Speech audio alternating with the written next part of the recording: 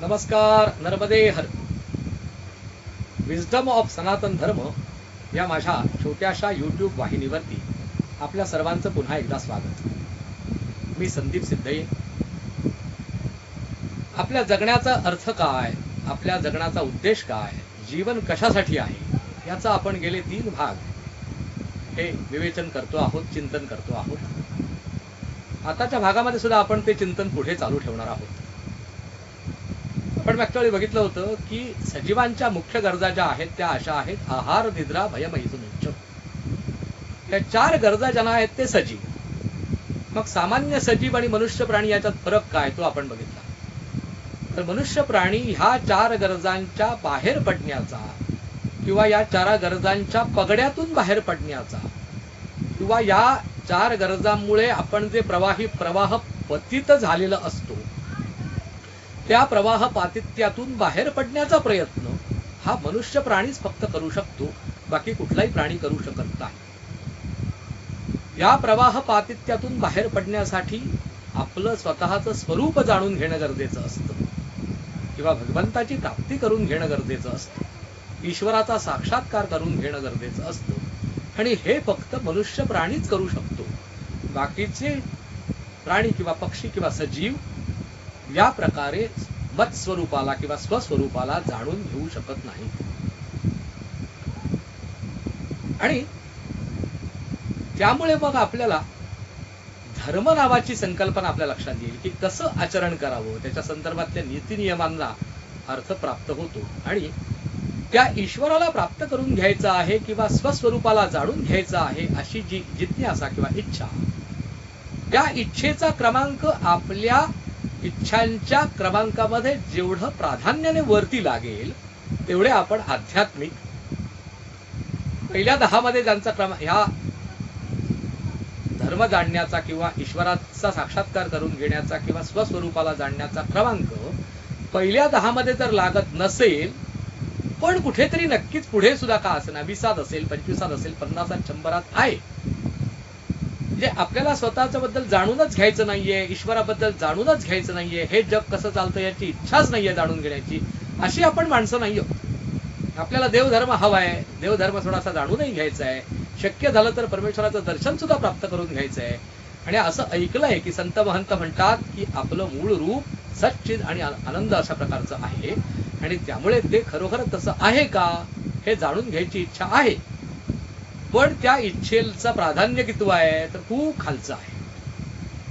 पण इच्छा आहे म्हणजे आपण धार्मिक आहोत, इच्छा नाही म्हणजे आपण अधार्मिक. इथपर्यंत आपण मागच्या वेळी विवेचन बघितलं आणि म्हटलं होतं की पुढच्या विवेचनात सुद्धा आपण आणखी पुढे हे चिंतन करणार आहोत.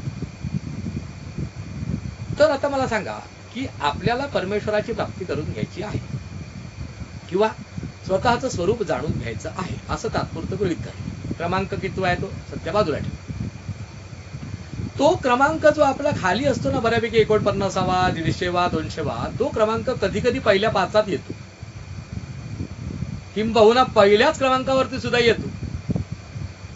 येतच नाही का? म्हणजे हा क्रमांक कायमच असा मागे सांदी कोपऱ्यात पडलेला असतो असं गृहीत धरायची आवश्यकता नाही. तात्पुरतं का असे ना आपला असा क्रमांक वरती येतो. ते आपण बघितलं होतं वैराग्याची काही लक्षणं.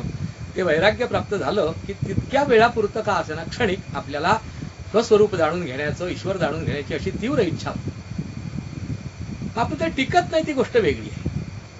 मग ऋषी मुनींनी ह्याच्याबद्दल काही चर्चा केली आहे का, भगवंतांनी काही सांगितलंय का? तर हो, नक्कीच. श्रीमद भगवद्गीतेच्या 7व्या अध्यायातल्या 16व्या श्लोकामध्ये भगवान श्रीकृष्ण अर्जुनाला म्हणतात, चतुर्विधा भजन्ते माम जना सुकृतिनोर्जुनो आर्तो जिज्ञासुरर्थार्थी ज्ञानीच भरतर्षभो. हे भरतर्षभा म्हणजे हे अर्जुना, 4 प्रकारचे सदाचरणी लोक माझ्याकडे येतात, म्हणजे भगवान श्रीकृष्णाकडे, म्हणजे भगवंताला जाणून घेण्याचा प्रयत्न करतात. ते 4 कोण? तर आर्तो जिज्ञासुरर्थार्थी आणि ज्ञानीच भरतर्षभो म्हणजे ज्ञान. म्हणजे ज्ञानी भगवंतांनी स्वतःच त्यांचा क्रम लावलाय. त्याच्यातला सगळ्यात प्रथम क्रमांक लावलाय ज्ञानी. शब्दाचा जरी क्रम खाली वरती असला तरी त्याच्या उच्चतेचा आणि नीचतेचा जर म्हणजे पातळी जर ठरवायची झाली तर ज्ञानीची पातळी क्रमांक 1. ज्ञानी ज्ञानाची जिज्ञासा असणारा तो जिज्ञासू, दुःखग्रस्त आणि सगळ्यात शेवटी अर्थार्थी. अर्थार्थी म्हणजे काय? काहीतरी साधून घ्यायची ज्याला इच्छा आहे अशी माणसं सुद्धा भगवंताकडे जातात किंवा भगवंताच्या बद्दलची इच्छा करतात. आता उदाहरणार्थ काय?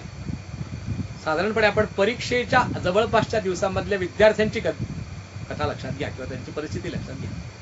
एरवी देवाचं कधी न करणारी आठवणीने शुभंकरोती म्हणायला लागतील, आठवणीने नवसायास करायला लागतील, देवाधर्माकडे जायला लागतील, देवळात जायला लागतील. का? तर त्या विद्यार्थ्यांना माहिती असतं की आपल्याला किती गुण हवेत असं आपल्या घरातल्या लोकांना किंवा आपल्याला चांगलं म्हणणाऱ्या व्यक्तींना किंवा आपल्याबद्दलची त्यांना आस्था आहे अशा माणसांच्याकडनं आपल्याकडनं त्यांची अशी अपेक्षा आहे की आपल्याला इतके गुण मिळाले पाहिजेत किंवा आपण उत्तीर्ण झालं पाहिजे वगैरे वगैरे. आणि हे सगळं केवळ आपल्या प्रयत्नाच्या साह्याने आपण मिळवू शकूच याची खात्री आपल्याला नाही. तर मग ती खात्री नसल्यामुळे काय करायचं? तर कुठून तरी आकाशातून काहीतरी दिव्य शक्ती आपल्या मदतीला यावी. मग आईबाबांकडून ऐकलेलं असतं, शेजाऱ्या पाजारांकडून ऐकलेलं असतं की देव नावाची काहीतरी शक्ती आहे आणि ती आपल्याला मदतीला धावून येऊ शकते. कार्टून मध्ये छोटा भीम बघितलेला असतो, स्पायडरमॅन बघितलेला असतो, हिमॅन, आणखीन काय काय असं बघितलेलं असतं. थोडक्यात सांगायचं म्हणजे अदृश्य अशा प्रकारची शक्ती ही आपल्या जर सहाय्याला धावून आली तर आपलं काम सुकर होणार आहे असं वाटत असतं विद्यार्थ्याला. म्हणून जेव्हा परीक्षा जवळ येते, कसोटीची वेळ येते, तेव्हा ते विद्यार्थी देवदेव करायला लागतात. आपल्यालाही सुद्धा जेव्हा काहीतरी लौकिकातल्या इप्सित मनोकामना आपल्या ज्या असतात त्या पूर्ण करून घ्यायची जेव्हा इच्छा असते आणि आपण सगळे प्रयत्न करून थकायला जेव्हा होतं तेव्हा आपल्याला असं कळतं की आपल्या प्रयत्नाने काही हे होणार नाही. तर यासाठी आपल्याला मदतीला कोण पाहिजे? तर तेव्हा आपल्याला परमेश्वर पाहिजे असतो. कोणाचं लग्न होत नसेल तर त्याचं आपलं लग्न व्हावं, मुलं बाळ होत नाहीत त्यांना मुलं बाळ व्हावं, यासाठी देवदेव करायला लागतील लगेच ताबडतोब. त्यांच्या यादीमध्ये पहिला क्रमांक कदाचित देव हा असेल. त्यांना हे कळत नसेल कारण त्यांच्याकडे जिज्ञासू वृत्ती या प्रकारची नसल्यामुळे मला मत्स्वरूप जाणून घ्यायचंय, स्वस्वरूप जाणून घ्यायचंय अशा प्रकारची इच्छा नसेल. पण परमेश्वराची काहीतरी आपल्याला मदत हवी आणि ती मदत प्राधान्याने हवी आहे. आता प्राधान्य वरच्या 4-5 मध्ये आलं, पण ती इच्छा पूर्ण झाली किंवा त्या इच्छे संदर्भातला आपल्या मनातला जो काही ओढ होती ती हळूहळू कमी झाली तर मग हे प्राधान्य कायम राहतं का हो? उत्तर नाही असं आहे. म्हणजे अर्थार्थी जे असतात ना, ज्यांना काहीतरी प्राप्त करून घ्या, अर्थ म्हणजे केवळ पैसा असं गृहीत धरायचं नाही. विविध प्रकारच्या मनोकामना पूर्ण होण्याच्यासाठी आपल्याला परमेश्वर हवा असतो किंवा ईश्वर हवा असतो आणि तेव्हा मग आपला या इच्छेचा क्रमांक वरचा लागायला लागतो, देव जाणून घेणं याविषयीचा. हा सगळ्यात निकृष्ट दर्जाची इच्छा असलेला म्हणजे झालं. त्याच्या जरा वर म्हणजे काय? दुःखग्रस्त. आपली आई कुठेतरी गावाला असेल, कुठेतरी असेल, दूरगावी असेल आणि आपण चालताना रस्त्यात जोराची ठेच लागली तर पहिलं तोंडातून काय येतं? आई ग. एरवी कदाचित दिवसभरात नाही, कित्येक आपल्या कामामध्ये आपल्याला आईची आठवण चुकूनही होणार नाही. पण जेव्हा दुःखाचा पर्वत कोसळतो किंवा अगदी लहानात लहान का असे ना, पहिलं दुःख जेव्हा जोराचं होतं तेव्हा आई ग असे शब्द ज्या अर्थी तोंडात येतात तोच प्रकार परमेश्वराबद्दल आहे. आपल्याला दुःखाचे जेव्हा चटके बसायला लागतात तेव्हा आपल्याला पहिलं जर काय आठवत असेल तर तो देव. म्हणजेच आपल्याला देव हवा आहे किंवा माझं स्वस्वरूप काय आहे हे जाणून घ्यायची इच्छा आहे. अशी इच्छा आपल्याकडे आहे आणि ती इच्छा पहिल्या 5-10 मध्ये प्राधान्याने लागायला लागली. असं कधी होईल? तेव्हा आपण दुःखग्रस्त असू तेव्हा. पण तेही जे प्राधान्य आहे ते जास्त काय टिकणार आहे का? ती दुःखाची परिस्थिती निघून गेली किंवा ती परिस्थिती हळूहळू अशी धुसर झाली किंवा क्षीण झाली. दुःख झाल्या भयानक त्रास असतो. मग हळूहळू जसजसा काळ निघून जातो ना तसं तेच दुःख पचायला लागतं, आपल्याला पचवण्याची क्षमता येते आणि मग आपल्याला हळूहळू त्याचा विसरही पडायला लागतो. जेवढी तीव्रता त्या दुःखाची आधी होती तेवढी पुढे राहत नाही आणि अशी जेव्हा परिस्थिती होते तेव्हा आपल्याला मग अगदी आता तातडीने ईश्वराची उपलब्धी हवी आहे असं आपल्याला वाटत नाही. म्हणजे दुसरा क्रमांक आहे तो दुःखग्रस्त क्रमांकाचा खालून ना, म्हणजे वरून क्रमांक त्यांचा तिसरा लागतो. आता वरून दुसरा क्रमांक आणि खालून तिसरा क्रमांक लागतो त्याचं नाव आहे जिज्ञासू. म्हणजे दुःखही नाहीये किंवा असलं तरी त्याच्यासाठी त्याला देऊ नको आहे. अर्थार्थी म्हणजे मला काहीतरी काम प्राप्त करून घ्यायचंय, अमुक काहीतरी साध्य करून घ्यायचंय म्हणून परमेश्वर जाणून घ्यायचंय असं नसून माझा कुठेतरी आतून आतल्यात विश्वास आहे की माझं जे मूळ स्वरूप आहे ते नक्कीच सच्चिद आणि आनंद अशा प्रकारचं आहे, किंवा अशा प्रकारचा परमात्मा म्हणून काहीतरी आहे की जो स्वतः सच्चिद आणि आनंद अशा स्वरूपाचा आहे, सदैव जिवंत अशा प्रकारचा आनंद, आणि तो न थांबणारा अथक आणि खराखुरा, काल्पनिक किंवा हेलुसिनेशन सारखा किंवा भ्रमात्मक मायावी नव्हे, असा सत्य आणि अखंड अशा प्रकारचा आनंद म्हणून परमात्मा जर काय असेल तर तो काय आहे, कसं स्वरूप आहे त्याचं, हे मला जाणून घ्यायचं आहे. अशी इच्छा ज्यांना असते त्याला म्हणतात जिज्ञासू. असे जे जिज्ञासू असतात त्यांना अर्थातच प्राधान्याने मला ईश्वर जाणून घ्यायचा आहे किंवा मला मत स्वरूप जाणून घ्यायचं आहे अशी त्यांची इच्छा असणार.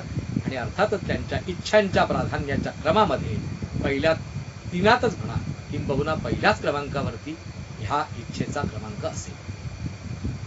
आणि याच्या बाहेर अजून एक जो सगळ्यात क्रमांक 1चा राहिलेला आहे तो म्हणजे ज्ञानी. आणि जो ज्ञानी असेल त्याच्याबद्दल तर काय बोलावं, तो सांगून स्वरूप ज्ञानीच आहे. त्यामुळे त्याला इच्छा सुद्धा करायची गरज नाही, त्याला परमेश्वर प्राप्तच आहे, त्याला स्वस्वरूप कळलेलंच आहे, त्याला अहम ब्रह्मास्मीचा अनुभव जणू काय आलाच आहे, अशी त्याची परिस्थिती असेल. तेव्हा थोडक्यात सांगायचं म्हणजे ज्ञानी, जिज्ञासू, दुःखग्रस्त आणि विषयेच्छू किंवा अर्थार्थी अशा प्रकारचे जे 4 असतात ते त्यांना भगवंत हवा असतो. आपला क्रमांक कशात लागतो तो प्रत्येकाने आपण ठरवायचा आहे. आता आपल्याला बघायचं आहे की धर्मविषयक जर मला शंका विचारायची असेल कोणाला, पहिल्यांदा आपण तो मुद्दा घेतला होता पण तात्पुरता तो बाजूला पडला. मला धर्मविषयक कोणातरी शंका विचारायची तर कोणाला विचारायची ती, तर अमुक अमुक वेद पाठशाळेमध्ये 12 वर्ष ज्याने वेदाध्ययन केलेलं आहे त्याच्याकडे विचारायची. अमुक अमुक नावाने व्यक्तीने अमुक अमुक नावाची पंडित्याची पदवी मिळवलेली आहे, त्याचं भरपूर वाचन आहे, ते कीर्तन करतात, अमुक अमुक हे प्रवचन करतात, तमुक तमुक भाषण करतात, आणि म्हणून ते ज्ञानी असावेत किंवा जिज्ञासू असावेत, आणि म्हणून त्यांच्याकडून आपल्याला धर्म जाणून घ्यायचा आहे असं जर आपल्या मनाची समजूत असेल तर ती साफ चुकीची आहे. कारण धार्मिक म्हणायचंच मुळात कोणाला, की ज्याला ईश्वराला जाणून घ्यायचं आहे किंवा स्वस्वरूपाला जाणून घ्यायचं आहे अशी ती जी इच्छा आहे त्याच्या तीव्रतेचा क्रमांक पहिल्या 5त नक्की लागतोय अशी ज्यांची स्थिती आहे तेच खरे धार्मिक असतात. आणि अशा धार्मिक माणसांकडूनच काय करावं किंवा काय करू नये याचा धार्मिक निर्णय करून घ्यायचा असतो.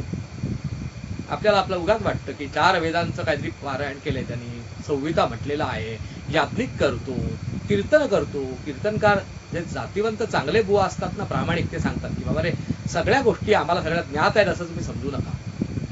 चांगले याज्ञिक करणारे सुद्धा सांगतील की सगळ्याच्या सगळ्या गोष्टी आम्हाला ज्ञात आहेत असं समजू नका. याज्ञिक कर्मामध्ये शंका आम्हाला विचारा, आम्ही पोथीच्या आधारे सांगण्याचा प्रयत्न करतो. पण धर्मविषयक धर्मशिक्षण ज्याला म्हणतात ते आम्हाला मिळालेलं नाही. धर्मशिक्षण हे आयुष्यभर चालणारी प्रक्रिया आहे. अगदी 2 दिवसात, 8 दिवसात, 5 वर्षाचा कोर्स, 15 वर्षाचा कोर्स असा कोर्स नाहीये. अशा प्रकारचं कुठली एक विशिष्ट प्रकारची पदविका नाही किंवा पदवी नाही की हे घेतल्यानंतर मनुष्य धर्मधुरीण झाला, अशा प्रकारचं नाहीच. कारण ज्याचं आचरण धर्माचं आहे तो मनुष्य धार्मिक. आणि आचरण हे कसं ओळखायचं, तर त्याग, विवेक आणि वैराग्य ज्याच्याकडे आहे त्याच व्यक्तीकडे अशा प्रकारचं ज्ञान होण्याची शक्यता, हे जिज्ञासूत्व वाढण्याची शक्यता आहे. वैराग्याची आपण मागच्या वेळी 4-5 लक्षणं बघितली होती, ती सगळी क्षणिक वैराग्याची लक्षणं. तीव्र वैराग्याची लक्षणं म्हणजे काय, आता ते वैराग्य कशासाठी हवं, तर जे काही आपल्याला दिसतंय, पंच ज्ञानेंद्रियाला अनुभवायला येतंय, ते जर आपण सत्य म्हटलं तर असं सत्य म्हणणाऱ्या सगळ्यांनाच कळलं असता परमेश्वर किंवा मत स्वरूप किंवा स्वस्वरूप. तर ज्या ज्या लोकांनी हे जे जाणवणार आहे पंच ज्ञानेंद्रियांना ते सत्य नसून हे पंच ज्ञानेंद्रियाला गम्य असणाऱ्या गोष्टी जो निर्माण करतो आणि चालवतो आणि परत निर्माण केलेलं नष्ट करतो, असा जो पाठीमागचा जो जादूगार आहे ना तो सत्य आहे. आणि ही जी काय चाललेली जादू आहे ना क्षणिक चालणारी, ती सत्य नाही अशी भावना असली पाहिजे. किंवा ब्रह्मसत्य जगत मिथ्या किंवा फक्त ईश्वरच सत्य किंवा परमेश्वरच जास्त सत्य आहे आणि इतर ज्या गोष्टी आहेत त्या मानाने दुय्यम आणि भ्रमात्मक किंवा आता आहेत मग नाही, अशा प्रकारच्या आहेत. असं जाणून घेण्याच्या प्रक्रियेतून आपल्याला ज्ञान होण्याची शक्यता आहे. म्हणजेच असा जो विवेक आहे, विवेक कशाला म्हटलंय मागच्या वेळी आपण अर्धवट बघितलं. विवेक अशाला म्हटलंय की आत्मानात्म विवेक, सच्चित आनंदाकडे जाणारं किंवा त्याच्या स्वरूपाच्या जवळ असणारी वस्तू कुठली, शाश्वततेकडे जवळ असणारी वस्तू कुठली आणि अशाश्वततेकडे जाणारं काय आहे, अशाश्वत काय आहे, याबद्दलचा विचार विनिमय करून स्वतःच्या मनाची पूर्ण धारणा करून घ्यायची की हे चांगलं आहे आणि हे शाश्वत टिकणारं आहे आणि हे जे आहे ते त्या मानाने निकृष्ट आहे किंवा चांगल्यापेक्षा कमी प्रतीचं आहे आणि ते शाश्वत टिकणारं नाही. अशा प्रकारे जेव्हा आपण आपल्या मध्ये चिंतन करू त्या चिंतनाला विवेक असं म्हणतात. असं चिंतन ज्यांच्याकडे किंवा विवेक अशा प्रकारचा आहे आणि त्याचबरोबर तो विवेक एकदा कळलं की आपल्याला की अरे बाबा हे नश्वर आहे, तर त्या नश्वरामध्ये रममाण झालाय, अगदी धुंद झालाय. मग तो कीर्तनकार असो, प्रवचनकार असो, वैदिक असो, एखादा चारही वेद मुखोद्गत असणारा सुद्धा असो, तो धर्म सांगण्याच्या योग्यतेचा माणूस आहे असं कृपया मानलं जाऊ नये.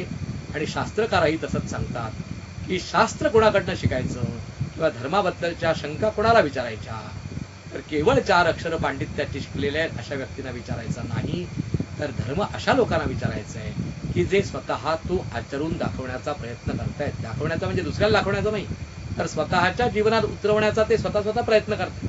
कदाचित असा प्रयत्न करत असलेले ते जगजाहीर करणारही नाही, पण त्यांच्या आचरणातून आपल्या लक्षात येईल की आहार निद्रा भय मैथुनंच या गोष्टीला प्राधान्य आहे का.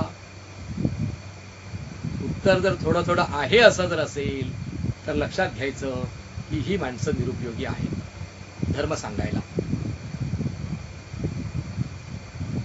म्हणूनच आपल्याकडे व्रतवैकल्यांच्या वेळी रात्रीचं जागरण करावं असं सांगितलेलं आहे मुद्दाम, की शिवरात्रीच्या वेळी रात्री जागरण करावं.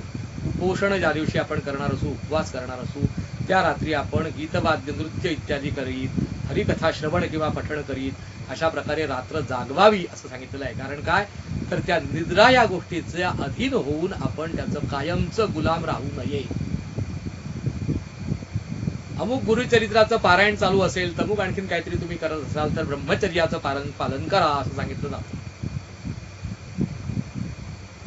आपलं मन देवाकडे एकाग्र व्हावं असं असेल तर काय उठसूट खात सुटू नका. सतत पोटावरती म्हणजे होकारात्मक अत्याचार, म्हणजे सतत काय ना काहीतरी खायला देणं, भरपेट जेवणं, पोट भरून जेवणं जोरजोरात, असं सतत करून आपण आपल्या इंद्रियांचे चोचले पुरवून त्यांना एक प्रकारचं असं निगरगठ्ठ बनवून ठेवलेलं आहे की म्हणजे एक प्रकार त्याला असं सवयच नाही की कधी बाबा अन्नाशिवाय राहायची वेळ आली तर कसं करता येईल, हे शिकवणूकच नाही. असं होऊ नये म्हणून आपल्याकडे उपोषण नावाचा प्रकार आहे, उपवास नावाचा प्रकार आहे. आणि आपल्याकडे मुंज वगैरे झाल्यानंतर भिक्षा मागायला सांगितलेली आहे. आहार निद्रा भय मैथुनंच, म्हणजे पैसा आपल्याला जो अत्यंत प्रिय वस्तू आहे ना, ती वस्तू मिळवायची नाहीये त्या विद्यार्थ्याने. त्यासाठी लागणारं अन्न सुद्धा असं मिळवायचं, भिक्षा मागून मिळवायची त्या विद्यार्थ्याने. भिक्षा म्हणजे काय, भीक म्हणजे काय, त्याच्यातला फरक काय, मुंजीच्या वेळी किंवा त्या उपनयन संस्कारात ती भिक्षा का मागतात वगैरे, हे सगळं आपण नंतर क्रमाक्रमाने बघणार आहोत. सावकाशाने भरपूर असे मुद्दे आहेत की कितीतरी अनंत काळ चालू शकेल, आपल्याकडे इतके विषय आहेत, आपण क्रमशः हळूहळू पाहणार आहोत. पण या सगळ्याचा पुन्हा एकदा विचार करून बघा. उपोषण जे सांगितलेलं आहे ते कशासाठी आहे, तर आहाराच्या बद्दल आपण गुलामगिरी आपल्याकडे असू नये. पैशाची गुलामगिरी किंवा मी पैसेवाला आहे किंवा मी पैसे मिळवतो अशा प्रकारचं असू नये म्हणून भिक्षा सांगितलेली आहे. निद्रेचं फार अगदी लांगुल चालन केलं जाऊ नये म्हणून आपल्याकडे उपोषणाच्या किंवा काही वैशिष्ट्यपूर्ण धार्मिक कार्यक्रमांच्या रात्री संपूर्ण रात्र जागरण करायला सांगितलेलं आहे. काही वैशिष्ट्यपूर्ण धार्मिक वाचन करताना किंवा व्रतवैकल्य करताना उत्तम ब्रह्मचर्याचं पालन करायला सांगितलेलं आहे. आणि सदैव आपला जर देवावरती विश्वास असेल, आपली जर मनापासून देवावरती श्रद्धा असेल तर भ्यायची गरज काय. आपला परमेश्वर रक्षण करणारच आहे. आपण आपला जर सर्व भार त्याच्यावरती जर सोपवून टाकला आहे, भगवंतावर आपण सगळा संपूर्ण भार सोपवून मोकळे झालेले आहोत, तर मग भ्यायचा संबंध काय. आणि जर तरीही आपल्याला जर भीती वाटत असेल तर आपली श्रद्धा अपूर्ण आहे. आपण देवावरती मनापासून पूर्ण श्रद्धा ठेवतच नाही असा त्याचा अर्थ झाला. आणि श्रद्धा जर संपूर्ण असेल तर घाबरायचं काहीही कारण नाही. म्हणजे आहार निद्रा भय मैथुनंच, ही जी चार पहिल्यापासून आपण पुन्हा पुन्हा बघतो आहोत, या चारही गोष्टी कमीत कमी आपल्यावरती राज्य गाजवतील, आपल्याला त्याचं गुलामगिरीत ठेवतील, हा प्रयत्न करणारी जी मंडळी असतात ती धार्मिक आहेत. आणि अशा धार्मिक माणसांकडूनच आपण आपल्या धर्मविषयक शंकांचं निरसन करून घ्यावं. अशी नसलेली जी माणसं असतात त्यांनी दिलेल्या धर्माचे निर्णय अर्धे बरोबर असतील, अर्धे चुकीचे असतील अशी शक्यता आहे. तर जीवन कशासाठी असं आपण सुरुवातीला बघत होतो, तर जीवन ज्याच्यासाठी आहे तसं जगणारी माणसं जी असतात ती धार्मिक, आणि फक्त तसंच जगणारी असतात ती आध्यात्मिक. हे सगळं याच्यातून मला आपल्याला सांगायचं होतं. या चौथ्या भागामध्ये आपलं जीवन कशासाठी हा विषय तरी कमीत कमी थोड्या फार प्रमाणात का असेना पूर्ण झालाय अशी मी कल्पना करतो. आणि या चार दृक्श्राव्य प्रसृतिकांच्यावर आधारितच, या मुद्द्यांना आधारितच पुढच्या प्रसृतिका असणार आहेत, लक्षात ठेवा. पुढे आपल्याला अनेक अशा प्रकारचे मुद्दे बघायचे आहेत. मुंज कशासाठी करायची हा आपण विषय बघणार आहोत. कारण काय, तर आजकाल पंचांगकर्त्यांनी अशा एक प्रकार सुरू केलेला आहे की मुंजीचे शास्त्रोक्त मुहूर्त म्हणून एक प्रकार, आणि नुसती लौकिकच मुंज करायची असेल तर दुसऱ्या प्रकारचे मुहूर्त, असं काय प्रकरण आहे. आणि हे असं देणं खरोखरच योग्य आहे का, आणि खरोखरच मुंजीची आवश्यकता पंचांगकर्त्यांनी जी मनात म्हटली आहे तशीच ती आहे का. त्यानंतर आत्ता आपण कदाचित ऐकून आपल्याला माहित झालं असेल की काल सुसंगत आचार धर्म नावाचं एक पुस्तक पंचांगकर्ते मोहन दाते यांनी अनेक विद्वान लोकांच्या बरोबर एकत्र येऊन खूप परिश्रम करून निर्माण केलेला आहे.